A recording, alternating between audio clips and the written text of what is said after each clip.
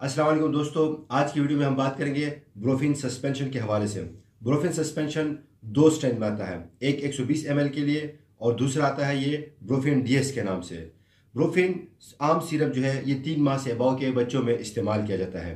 इसके इस्तेमालात क्या हैं? ये इस्तेमाल होता है बुखार में अफाके के लिए, ये इस्तेमाल होता है सर दर्द के लिए, बदन दर्द के लिए और इसके अलावा इस्तेमाल होता है सोजश के इलाज के लिए। यानी बॉडी में कहीं पर भी पेन हो बच्चे के या बुखार हो तो उसके इलाज के लिए ब्रोफिन का इस्तेमाल किया जाता है। ब्रोफिन 3 माह से अबव के बच्चों में दिया जाता है।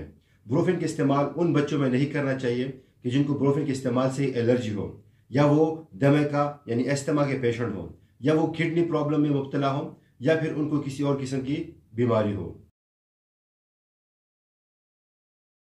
ब्रोफिन की जो नॉर्मल डोजेज है वो 3 से 4 माह के बच्चों में दिन में 3 दफ़ा दिया जाता है, यानी सुबह, दोपहर और शाम के हिसाब से इसकी खुराक दी जाती है।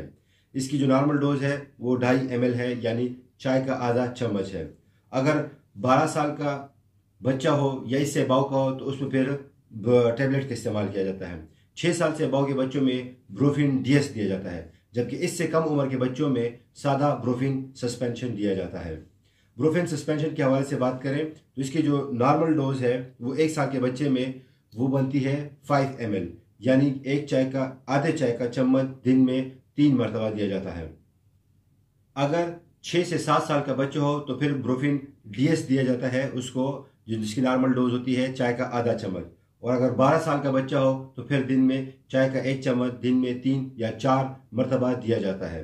तो ये ब्रोफिन सस्पेंशन के हवाले से एक छोटी सी वीडियो थी। उम्मीद करता हूँ आपको ये वीडियो पसंद आएगी।